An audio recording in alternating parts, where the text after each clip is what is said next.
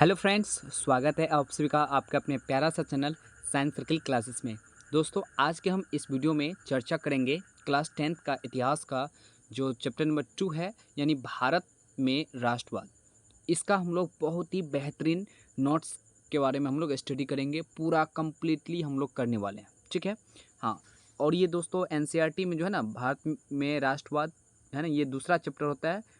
ठीक है, तो इसको आप लोग ध्यान रखेंगे। और भारत में राष्ट्रवाद, देखिए सबसे पहले हम लोग राष्ट्रवाद समझते हैं। राष्ट्रवाद का मतलब हुआ राष्ट्र के प्रति प्रेम की भावना, उसे क्या बोलते हैं? राष्ट्रवाद। तो हम लोग भारत में राष्ट्रवाद पढ़ने वाले हैं। ठीक है, हाँ बिल्कुल। तो भारत में राष्ट्रवाद समय के अनुसार एक नज़र हम लोग देख लेते हैं। सबसे पहले भारत में राष्ट्रवाद की शुरुआत जो होती है वो कहाँ से होती है, तो आप लोग को ऑलरेडी पता भी होगा, है ना। थोड़ा सा एडजस्ट कर लेते हैं उसके बाद। हाँ, देखिए भारत में राष्ट्रवाद जो है ना, वो वैसे एक नज़र के रूप में हम देखते हैं तो शुरुआती होता है 1857 का प्रथम स्वतंत्रता संग्राम से। ठीक है, और 1870 ईस्वी में बंकिम चंद्र चटर्जी द्वारा वंदे मातरम की रचना हुई थी। 1870 में जो है वंदे मातरम यानी राष्ट्रगीत की रचना हुई थी बंकिम चंद्र चटर्जी द्वारा 1870 में। 1885 में कांग्रेस की स्थापना मुंबई या सोमनाथ में हुई। व्योमेश चंद्र बनर्जी कांग्रेस के अध्यक्ष बने थे। एओ ह्यूम के द्वारा किया गया था। ठीक है, आगे देखिए। आगे है लॉर्ड कर्जन ने 1905 में बंगाल का विभाजन का प्रस्ताव रखा। 1905 में अवनींद्रनाथ टैगोर ने भारत माता के चित्र बनाए थे, है ना। अवनींद्रनाथ टैगोर ने भारत माता के चित्र बनाए थे 1905 में। 1906 में आगा खां एवं मुस्लिम लीग की स्थापना परमाणु अध्यात्म ने की थी, है ना। आगा खां ये मुस्लिम लीग की स्थापना 1906 में करती है। 1907 में कांग्रेस का विभाजन हो जाता है और नरम दल और गरम दल में मतभेद हो जाता है। ठीक है, हाँ। उसके बाद देखिए सूरत अधिवेशन भी बोलते हैं इसको। 1911 1911 में दिल्ली दरबार का आयोजन होता है। दिल्ली दरबार में बंगाल डिवीज़न को रद्द यानी विभाजन जो होता है उसको रद्द कर दिया जाता है। दिल्ली में राजधानी कोलकाता से दिल्ली हस्तांतरित किया जाता है, यानी 1911 में। 1914 में प्रथम विश्व युद्ध की शुरुआत होती है। 1915 में महात्मा गांधी स्वदेश वापसी होते हैं, है ना। दक्षिण अफ्रीका से कहाँ आते हैं? वो अपना भारत आते हैं 1915 में। उसके बाद 1917 में महात्मा गांधी ने नील की खेती विरुद्ध ज्वालामुखी में आंदोलन का शुरू किया था, है ना। यहाँ पर देखिए, एक मिनट आप लोग थोड़ा सा जो है ना,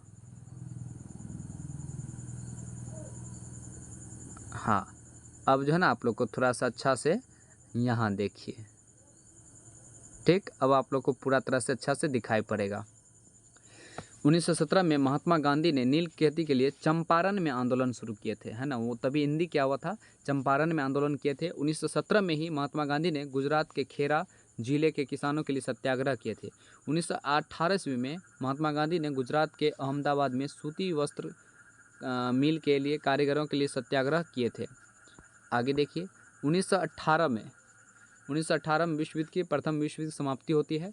ब्रिटिश सरकार ने भारतीयों की स्वशासन की मांग को ठुकरा देता है। 1919 में ब्रिटिश सरकार ने भारतीयों पर रोलैक्ट एक्ट जैसा काला कानून लगा देता है। उसके बाद 13 अप्रैल 1919 को जालियांवाला बाग हत्याकांड हो जाता है। 1919 में खिलाफत आंदोलन की शुरुआत होती है। मोहम्मद अली और शौकत अली द्वारा खिलाफत आंदोलन की शुरुआत होती है 1919 में। महात्मा गांधी ने असहयोग आंदोलन की शुरुआत करती है ना। असहयोग आंदोलन की शुरुआत महात्मा गांधी ने किए थे। आगे 1922 में है चौरी चौरा कांड। ठीक है, चौरी चौरा कांड हुई थी। हिंसक घटना के बाद महात्मा गांधी ने असहयोग आंदोलन को वापस ले लिया। 9 अगस्त 1925 ईस्वी को काकोरी में क्रांतिकारियों ने अंग्रेजी खजाना ले जा रही ट्रेन को लूट लेता है। 9 अगस्त 1925 को। उसके बाद देखिए 1928 में साइमन कमीशन भारत आया, जिसके विरोध करते हुए लाला लाजपत राय की मृत्यु हो जाती है 1928 में। 8 अप्रैल 1929 को भगत सिंह और बटुकेश्वर दत्त ने असेंबली में बम फेंका। 1929 को 8 अप्रैल 1929 को भगत सिंह और बटुकेश्वर दत्त ने असेंबली पर बम फेंका। 12 मार्च 1930 को महात्मा गांधी ने साबरमती से दांडी यात्रा शुरू की। 8 अप्रैल 1929।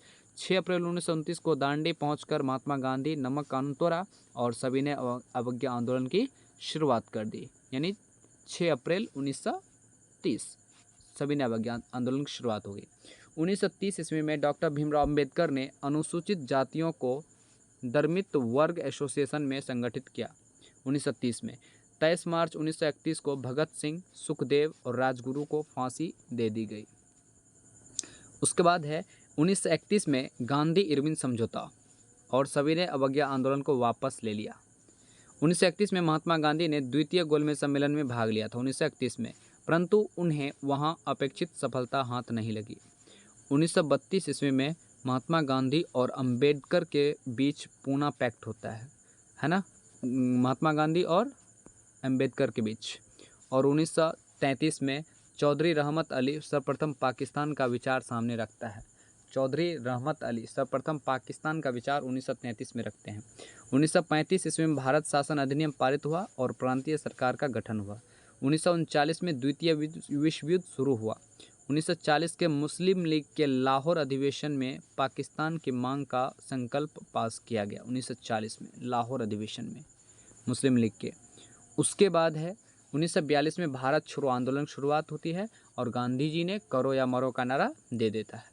1945 में अमेरिका ने जापान पर परमाणु हमला किया, हिरोशिमा और नागासाकी पर, और द्वितीय विश्व युद्ध समाप्त हो गया। 1946 में कैबिनेट मिशन संविधान सभा के प्रस्ताव के साथ भारत आया 1946 में। उसके बाद हुआ क्या, 15 अगस्त 1947 को अपना भारत आज़ाद हो गया।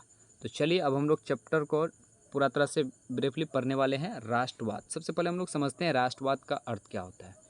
किसी भी व्यक्ति का अपने देश के प्रति प्रेम, लगाव, भावना क्या कहलाता है, राष्ट्रवाद कहलाता है। ठीक है, देखिए यहाँ पर सारा कुछ लिखा हुआ है राष्ट्रवाद के बारे में। अपने राष्ट्र के प्रति प्रेम की भावना, एकता की भावना एवं एक समान चेतना राष्ट्रवाद कहलाती है। यह लोग समान ऐतिहासिक और राजनीतिक तथा सांस्कृतिक विरासत साझा करते हैं। कई बार लोग विभिन्न भाषाएं समूह के हो सकते हैं, लेकिन राष्ट्र के प्रति उन्हें प्रेम और एक सूत्र में बांधे रखता है राष्ट्रवाद की भावना। चलिए हम लोग समझते हैं राष्ट्रवाद को जन्म देने वाले कारक क्या क्या है।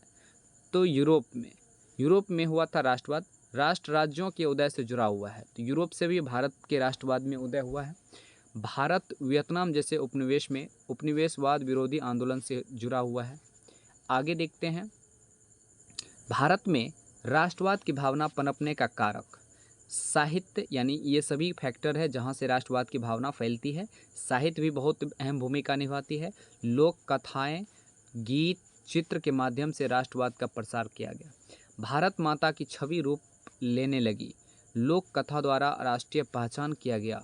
ये सारा चीज़ राष्ट्रवाद की भावना को राष्ट्रवाद के विकास में मदद करती है। चिन्ह और प्रतीक के प्रति जागरूकता, उदाहरण झंडा। इतिहास की पुनर्व्याख्या, तो हम लोग समझते हैं पहला विश्व युद्ध, खिलाफत आंदोलन, उसके बाद असहयोग आंदोलन, राइट। चलिए आगे देखते हैं, प्रथम विश्व युद्ध का भारत पर प्रभाव तथा युद्ध बाद परिस्थितियाँ। युद्ध के कारण रक्षा संबंधी खर्चे में बढ़ोतरी हो गई। आगे देखते हैं, इसे पूरा करने के लिए कर्जे लिए गए और टैक्स बढ़ाए गए। अतिरिक्त राजस्व जुटाने के लिए कस्टम ड्यूटी और इनकम टैक्स को बढ़ाना पड़ा। युद्ध के वर्षों में चीज़ों की कीमत बढ़ गई थी, क्योंकि ज़्यादा रुपया पैसा जो है ना युद्ध में ही खर्चा होता था। 1913 से 1918 के बीच दाम दोगुने हो गए थे। आगे देखते हैं, दाम बढ़ने से आम आदमी को अत्यधिक परेशानी हुई। ग्रामीण इलाकों से लोगों को जबरन सेना में भर्ती किए जाने से भी लोगों में बहुत गुस्सा था। भारत के कई भागों में उपज खराब होने के कारण भोजन की कमी हो गई। फ्लू की महामारी ने समस्या को गंभीर कर दिया। फ्लू महामारी था, है ना, जिसको अभी समय में जो है ना आई फ्लू पूरा तरह से फैल गया है। 1921 के जनगणना के अनुसार अकाल महामारी के कारण 120 से 130 लाख तक मारे गए थे। इतना खतरनाक संकट आ गया था। चलिए सत्याग्रह का विचार हम लोग समझते हैं। सत्याग्रह का विचार कहाँ से आया।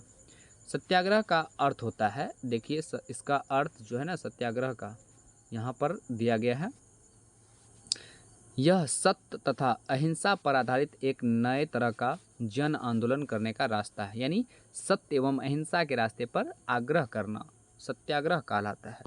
आगे देखिए, महात्मा गांधी के सत्याग्रह का अर्थ। सत्याग्रह ने सत्य पर बल दिया। गांधी जी का मानना था कि यदि कोई सही मकसद के लिए लड़ रहा हो तो उसे अपने ऊपर अत्याचार करने वाले से लड़ने के लिए ताकत की जरूरत नहीं होती है ना। अहिंसा के माध्यम से एक सत्याग्रही लड़ाई जीत सकता है। उसके बाद देखिए क्या कह रहा है, महात्मा गांधी द्वारा भारत में किए गए सत्याग्रह। अब देखिए महात्मा गांधी का शुरुआती दौर। महात्मा गांधी 1915 में जो है ना दक्षिण अफ्रीका से वो भारत लौटते हैं। गांधी जी की जन आंदोलन की उपन्यास पद्धति को सत्याग्रह के नाम से जाना जाता है। और आगे है, भारत में सबसे पहले चंपारण यानी बिहार 1917 में दमनकारी बागान व्यवस्था के खिलाफ नील की खेती करने वाले किसानों को प्रेरित किया। 1917 में खेरा यानी गुजरात के किसानों को कर में छूट दिलवाने के लिए उनके संघर्ष में समर्थन दिया। फसल खराब हो जाने व प्लेग महामारी के कारण किसान लगान चुकाने की हालत में नहीं थे। आगे देखिए, उसके बाद है अहमदाबाद मिल मजदूर। 1918 में हुआ। कपड़ा कारखाने में काम कर रहे मजदूरों के समर्थन में सत्याग्रह आंदोलन शुरू किया था। अब देखिए रॉलेट एक्ट 1919 में हुआ था, है ना। इसका मुख्य प्रावधान क्या था, तो राजनीतिक कैदियों को बिना मुकदमा चलाए 2 साल तक जेल में बंद करने का प्रावधान था। कितने साल तक? 2 साल तक। चलिए, इसका उद्देश्य क्या था, तो भारत में राजनीतिक गतिविधि का दमन करना, ठीक है, इसका मेन फोकस था। रॉलेट एक्ट अन्यायपूर्ण क्यों था, है ना, तो भारतीयों की नागरिक आज़ादी पर प्रहार किया। भारतीय सदस्य की सहमति के बगैर पास कर दिया गया, यानी इसमें कोई भारतीय सदस्य की सहमति नहीं थी। रॉलेट एक्ट के परिणाम, 6 अप्रैल को महात्मा गांधी के नेतृत्व में एक अखिल भारतीय हड़ताल का आयोजन होता है। 6 अप्रैल विभिन्न शहरों में रैली जुलूस हुए और रेलवे वर्कशॉप में कामगार का हड़ताल हो गई, दुकानें बंद हो गई, स्थानीय नेता को हिरासत में ले लिया गया, बैंकों, डाक खानों एवं रेलवे स्टेशन पर हमले हो गए। उसके बाद अब यहाँ में हम लोग विस्तार से पढ़ने वाले हैं। इम्पीरियल लेजिस्लेटिव काउंसिल द्वारा 1919 में रॉलेट एक्ट को पारित किया गया था। इम्पीरियल लेजिस्लेटिव काउंसिल भारतीय सदस्य ने इसका समर्थन नहीं किया था, लेकिन फिर भी यह पारित हो गया था, ठीक है। आगे देखिए, इस एक्ट ने सरकार को राजनीतिक गतिविधि को कुचलने के लिए असीम शक्ति प्रदान किए गए। इसके तहत बिना ट्रायल के ही राजनीतिक कैदियों को 2 साल तक बंदी किया जा सकता है ना। आगे देखिए, अगला है 6 अप्रैल 1919 को रॉलेट एक्ट के विरोध में गांधी जी ने राष्ट्रव्यापी आंदोलन शुरू की। हड़ताल के आह्वान को भारी समर्थन प्राप्त हुआ। अलग अलग शहरों में लोग इनके समर्थन पर निकले, दुकानें बंद हो गई और रेल कारखाने के मजदूर हड़ताल पर चले गए। आगे देखिए क्या है, अंग्रेजी हुकूमत ने राष्ट्रवादियों पर कठोर कदम उठाने का निर्णय लिया। कई स्थानीय नेता को बंदी बना लिया। महात्मा गांधी को दिल्ली में प्रवेश करने से रोका गया था। अब है जालियांवाला बाग हत्याकांड। 10 अप्रैल 1919 को अमृतसर में पुलिस ने शांतिपूर्ण प्रदर्शनकारियों पर गोली चलाई। इसके कारण लोगों ने जगह जगह पर सरकारी संस्थान पर आक्रमण किया। अमृतसर में मार्शल लॉ लागू कर दिया और इसकी कमान जनरल डायर के हाथ में सौंपी गई।